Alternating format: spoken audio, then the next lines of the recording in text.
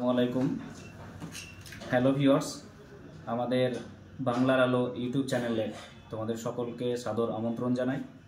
আজকে আমরা নিয়ে হাজির হয়েছি তোমাদের আসন্ন 2025 সালের যে মাধ্যমিক পরীক্ষা, সেই মাধ্যমিক পরীক্ষার বাংলার সাজেশন, লাস্ট মিনিট সাজেশন, যেটা অল্প পড়েই বাজিমাত করা যাবে। তোমরা যারা বাংলা সম্পর্কে খুবই ভয়ভীতির মধ্যে রয়েছো, তাদের জন্য খুবই উপকার হবে।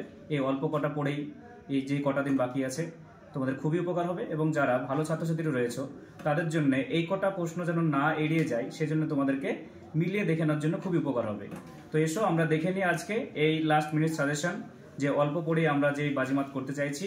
সেজন্য আজকে তোমাদের সামনে নিয়ে হাজির হচ্ছি আমি বাংলার গল্পগুলো নিয়ে, গল্পের যে সাজেশন সেগুলো নিয়ে। এরপরের দিন আমরা নিয়ে আসবো কবিতা, তারপরের দিন নিয়ে আসবো আমরা কোনি এবং ব্যাকরণ এবং রচনা দিয়ে আমরা তিনটে ধাপে আমরা ভিডিওটা কমপ্লিট করব।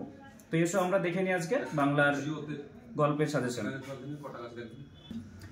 বেশ, তাহলে এসো আমরা দেখে নিই আজকের এই ভিডিওর যে সাজেশনগুলো, সেগুলা তোমরা খুব ধীরে সুস্থে সমস্ত প্রশ্নগুলো দেখে নিবে, পুরো ভিডিওটা দেখবে, তবেই প্রশ্নগুলো সব কমপ্লিট বুঝতে পারবে।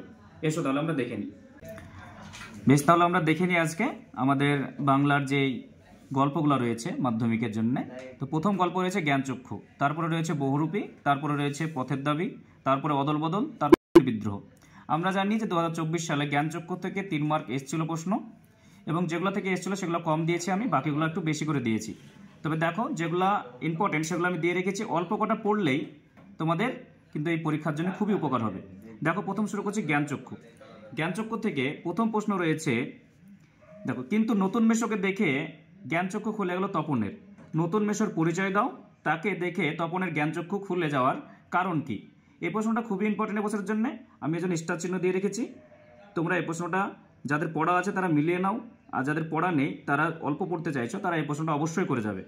দ্বিতীয় প্রশ্ন দেখো, তপনের মনে হয় আজ যেন তার জীবনের সব থেকে দুঃখের দিন।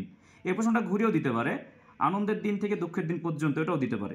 তোমরা এই প্রশ্নটা দেখে যাবে কোন দিনের কথা বলা হয়েছে এবং তপনের এমন কথা বলার কারণটা কি। এটা অথবা দিয়ে এরকম আসতে পারে, সন্ধ্যা তারা হাতে নিয়ে মেশোর প্রবেশ, কোন দিনের কথা বলা হয়েছে, সেই দিনের ঘটনা। এই প্রশ্ন অথবা দিয়ে একই প্রশ্ন অ্যান্সার হতে পারে 5-এর জন্য এটা। তারপরে দেখো, জ্ঞানচক্ষু করবে তপনের চরিত্র কিংবা তপনের মেশোর চরিত্র। আমরা তপনের চরিত্রটাকে বেশি গুরুত্ব দিয়ে রেখেছি এবার, তবে তপনের চরিত্রটা এবছর খুবই গুরুত্বপূর্ণ। তারপরে প্রশ্ন রয়েছে রত্নের মূল্য জহুরির কাছে, রত্ন ও জহুরিকে উক্তিটির তাৎপর্য দিয়ে বুঝিয়ে দাও। এখানে এই প্রশ্নটা 3-এর জন্য বেশি ইম্পর্টেন্ট, 5-এর জন্য চলে আসতে পারে, এক্সট্রা বলে রেখেছি আমি এই জন্যেই। তারপরে যে দুটো এক্সট্রা প্রশ্ন তোমাদেরকে দিয়ে রেখেছি, কথাটা শুনে তপনের চোখ মার্বেল হয়ে গেল, কোন কথার এখানে, তারপরে চোখ মার্বেল হয়েছিল কেন, আর এই বিষয়ে সন্দেহ ছিল তপনের, এই লাইনটা তুলে প্রশ্ন দিতে পারে। এগুলো 3-এর জন্য, বাকি আমরা এগুলো 5-এর জন্য করব। এই কটা পড়লে জ্ঞানচক্ষু থেকে আশা করছি এবছরের জন্য খুবই তোমরা উপকার পাবে। চলো এসো তাহলে আমরা আবার দ্বিতীয় বহুরূপী গল্পের চলে যাই। বহুরূপী গল্পের মধ্যে রয়েছে, আমরা খুব বেশি প্রশ্ন দিইনি, 4টে প্রশ্ন দিয়েছি। 4টে প্রশ্নের মধ্যে দেখো, প্রথম প্রশ্ন রয়েছে যে হরিদার জীবনে সত্যি একটা নাটকের বৈচিত্র্য রয়েছে। হরিদাকে তার জীবনে যে নাটকের বৈচিত্র্য, এটা তোমরা 5-এর জন্য খুব বেশি ইম্পর্টেন্ট এবছরের জন্য। নাটকের যে বৈচিত্র্য যে ধরা পড়েছে, সেটা তোমাদেরকে 5-এর জন্য অথবা 3-এর জন্য আসতে পারে। এটা আমি স্টার দিয়ে রেখেছি 2টো, তোমরা এই প্রশ্নটা অবশ্যই পড়ে যাবে। তারপরে দ্বিতীয় নম্বর প্রশ্ন যেটা রয়েছে, যে বহুরূপী গল্পে অবলম্বনে হরিদার চরিত্র। এবছর টেস্ট পেপার এবং যেগুলাই তোমরা দেখছো, যে বহুরূপীর হরিদার চরিত্রটা খুবই গুরুত্বপূর্ণ প্রশ্ন, ওই জন্য আমরা 3টে স্টার দিয়ে রেখেছি। তোমরা যারা পড়ে রেখেছো তারা খুবই ভালো, যারা পড়ে রাখোনি তারা অবশ্যই এই প্রশ্নটা পড়ে যাবে।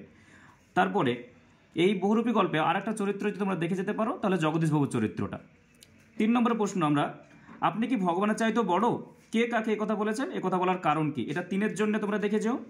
তারপরে প্রশ্ন, এই শহরের মাঝে মাঝে বেশ চমৎকার ঘটনা সৃষ্টি করেন হরিদা।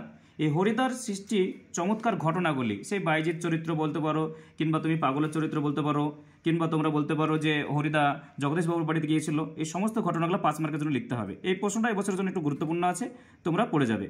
এছাড়াও আমি কিছু এক্সট্রা প্রশ্ন দিয়ে রেখেছি, যেগুলো 3 মার্কের জন্য, এটা দেখে যাবে। তাতে যে আমার ঢং নষ্ট হয়, এই লাইনটা তুলে প্রশ্ন দিতে পারে।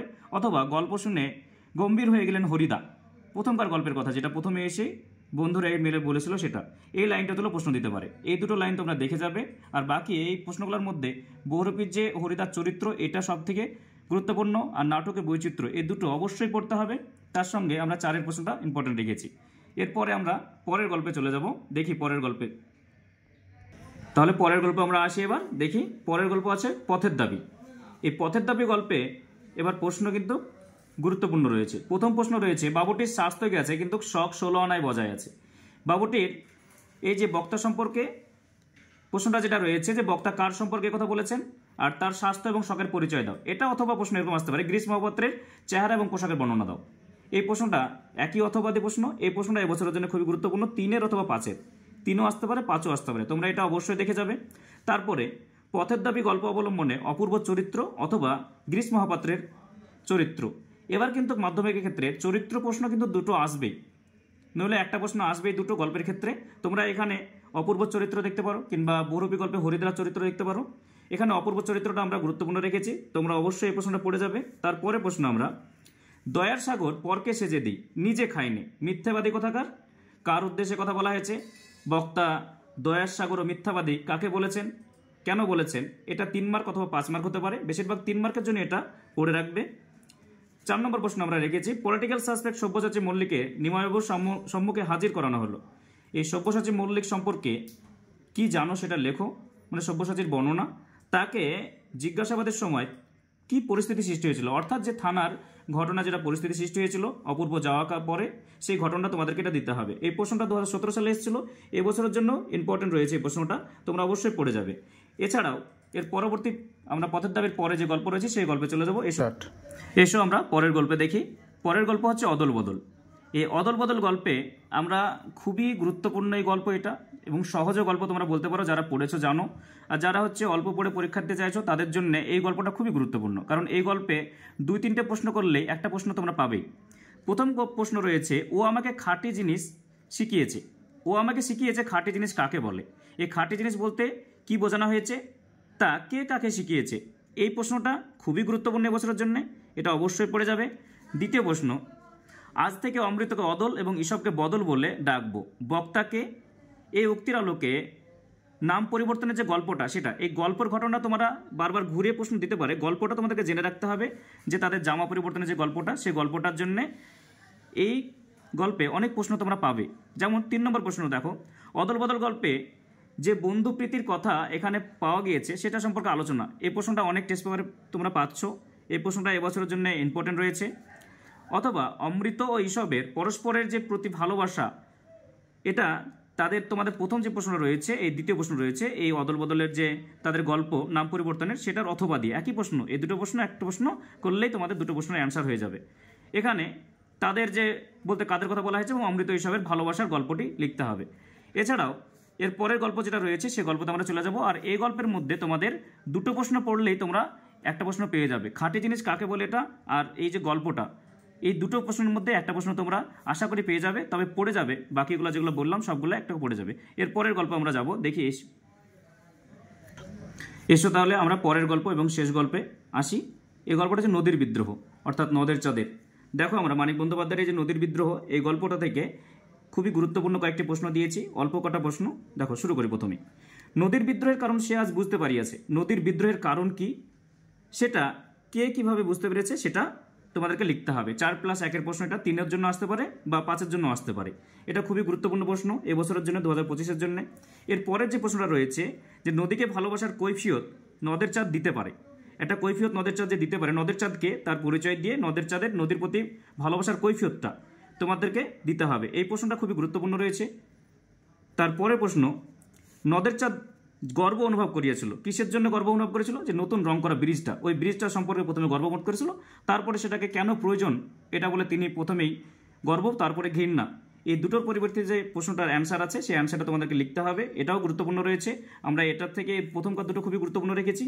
তারপরে লাস্ট প্রশ্ন হচ্ছে নদের চাঁদের চরিত্র, অর্থাৎ একটা চরিত্র এবছরের জন্য পরীক্ষায় আসবে, তার মধ্যে নদের চাঁদের চরিত্রটা খুব গুরুত্বপূর্ণ। এছাড়াও আমাদের এক্সট্রা দুটো প্রশ্ন রেখেছি, যে দুটো প্রশ্ন লাইন তুলে তোমাদেরকে দেখে যেতে হবে। নদের চাঁদ স্তম্ভিত হইয়া গেল কখন, কোন পরিস্থিতিতে? তারপরে 3 মার্কের জন্য এগুলা, নদের চাঁদকে এত বেশি মায়া একটু অস্বাভাবিক। নদের চাঁদে এত বেশি মায়া একটু অস্বাভাবিক, এটা কার জন্য এত মায়া এবং তা অস্বাভাবিক কেন? এই দুটো প্রশ্ন 3 মার্কের জন্য এক্সট্রা তোমরা দেখে যাবে। এই যে কটা প্রশ্ন বললাম, এই কটা প্রশ্ন তোমরা এই অল্প দিনের মধ্যে একবার ভালো করে পড়ে যাও। আশা করছি তোমরা যারা খুবই অল্প পড়ে পরীক্ষা দিতে চাইছো তারা খুবই উপকৃত হবে। এবং আমরা এছাড়াও এর পরবর্তীতে কবিতা এবং কোনি এবং ব্যাকরণ এই সম্পর্কে আরও নিয়ে আসতে যাচ্ছি এর পরের ভিডিওতে। হ্যাঁ, তো বন্ধুরা, তাহলে আজকে আমরা যেই বাংলার গল্প সম্পর্কে তোমাদেরকে সাজেশন দিলাম, এগুলো পড়েই তোমরা আশা করছি তোমরা খুবই উপকৃত হবে।